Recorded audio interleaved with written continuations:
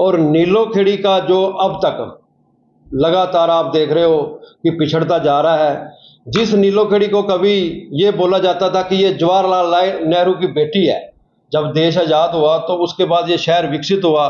यहाँ पे प्रेस थी, यहाँ पे आईटीसी थी, एचएमटी ट्रैक्टरों की एजेंसी थी, और भी कई इंस्टीट्यूट थे जो हमारे नीलोखेड़ी के कुछ लोग हैं उनकी लापरवाही की वजह से नीलोखेड़ी से सभी चले गए।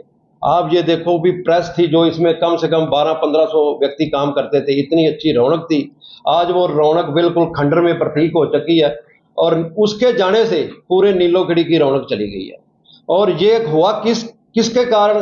कुछ नीलोखेड़ी के, ये नहीं मैं कहता 10-12 ऐसे व्यक्तियों के कारण, जो व्यक्तियों ने सारी सामाजिक संस्थाओं पे कब्जा कर रखा है, सारी धार्मिक संस्थाओं पे कब्जा कर रखा है।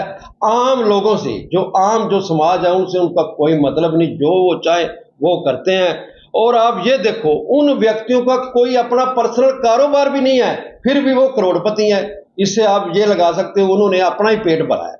अगर वो जैसे वो बोलते हैं खट्टर सीएम था, यहाँ पे प्रेस को चालू करवा सकते थे लेकिन नहीं करवाई। यहाँ पे अच्छा कोई इंस्टीट्यूट ला सकते थे, नहीं लेके आया, सिर्फ उनकी लापरवाही की वजह से। अब मेरी तो एक ही अपील है, मेरी नीलोखेड़ी के जो भगवान रूपी जनता है भी, इन लोगों से, नीलोखेड़ी के जो शहर है, इन लोगों से आपकी आजाद होने का समय है। इनसे गुलाम, जो इन्होंने गुलाम कैप्चर कर रखा है ना, अब इनको सबक सिखाओ अपनी वोट की ताकत से। कल मैं सुन रहा था खट्टर साहब कह रहे थे कि मैं सांसद बनूंगा, मैं ये करा दूंगा। आप पत्रकार महोदय, आप मुझको ये बताइए, और मैं अपनी जनता से पूछना चाहता हूं कि सीएम बड़ा होता है या सांसद बड़ा होता है? 10 साल रह के तू सीएम तो कुछ कर नहीं सका, अब तू सांसद बन के क्या कर लेगा? जो सीएम होता है, राजा होता है स्टेट का, और तूने एक भी यहां पे अगर चाहता ना तो करनाल के अंदर एक इंडस्ट्रियल हब ला सकता था, पूरी की पूरी, मतलब कम से कम 20,000 लोगों को, 30,000 लोगों को रोजगार मिलता, लेकिन इसने कुछ नहीं करा। इसने कोई इंस्टीट्यूट नहीं। आज हमारे हरियाणा जो है बेरोजगारी के अंदर पहले स्थान पे है पूरे हिंदुस्तान के अंदर। हमारे बच्चे डिग्रियां लेके हाथों में घूम रहे हैं, किसी के पास रोजगार नहीं है। जब बच्चे देखो बेरोजगार होंगे तो वो क्राइम करेंगे तो समाज के अंदर अराजकता पैदा होगी। इस व्यक्ति की वजह से हरियाणा आज बैकफुट पे आ गया है। अब इसने 10 साल के अंदर लगातार लोगों का जो शोषण करा है, उस शोषण से अब मुक्त होने का समय आ गया है। ना इसने किसानों को छोड़ा, ना व्यापारी को छोड़ा, व्यापारियों के ऊपर भी अत्याचार करे, और आम आदमी को तो इसने महंगाई से मारा ही मारा है। आज हालात ये है कि एक जो बिजली का बिल है ना, एक आम परिवार वाला बिजली का बिल नहीं भर सकता। 4-4 हजार, 5-5 हजार, 10,000 बिजली का बिल आता है, तो वो कहां से बेचारा क्या करेगा? इस आदमी ने कोई ना तो कोई इनकम के साधन पैदा करे, और ये सांसद, मैं कहूं ये तो लोगों के कचहरी में जाने का हकदार ही नहीं था।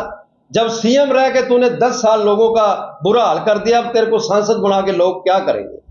बड़ा अच्छा लड़का है दिव्यांशु बुद्धि राजा, युवा है और संघर्षशील है। अब मेरा तो एक ही, मेरी जनता, भगवान रूपी जो जनता, उनसे अपील है कि नए लड़का है, इसको मौका दो। इसको तो 2 बार आपने सांसद सीएम बना के देख लिया, सांसद तो इसको बनाना अब क्या है? इस नए लड़के को बनाओ और देखो ये काम भी करेगा, हल्के के अंदर डेवलपमेंट भी कराएगा। जिले, करनाल जिले को एक अच्छे जिलों के अंदर गिनती होगी।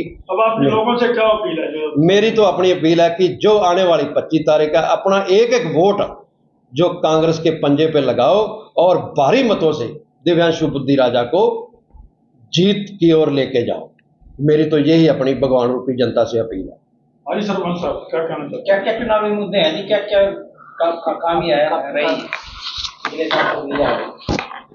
ऐसा है कि पहले तो सभी पत्रकार साथियों का धन्यवाद। कल हमारे प्रत्याशी बुद्धि राजा जी के गांव में प्रोग्राम थे। जहां प्रोग्राम एक था वहां 10 प्रोग्राम हुए।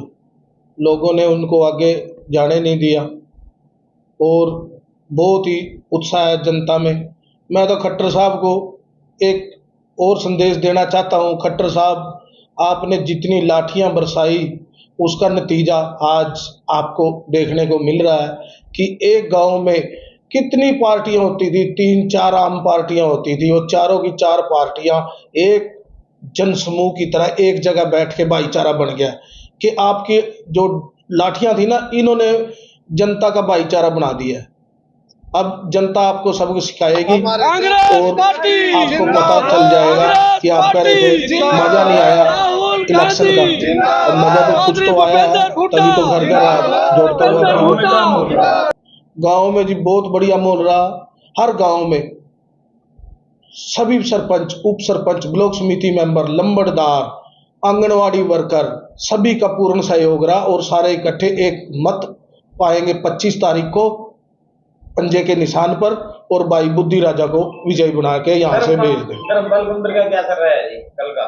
धर्मपाल गोंदर हमारे प्रिय नेता हैं कांग्रेस पार्टी के, और उनके जाने से गांव में इतना उत्साह था कि हर व्यक्ति ये कहता था कि हमारे विधायक जी बहुत समझ के साथ, बूझ के साथ अपने टाइम से अपने घर वापसी इधर कांग्रेस में आ गए हैं, और बहुत बढ़िया उन्होंने जैसे भी स्पीच दी, गांव-गांव में लोगों ने ताड़ियां बजाई, और कई मैं कहता हूं कि विधायक के आने से कम कांग्रेस पार्टी को 40-30 हजार वोटों का बेनिफिट होगा।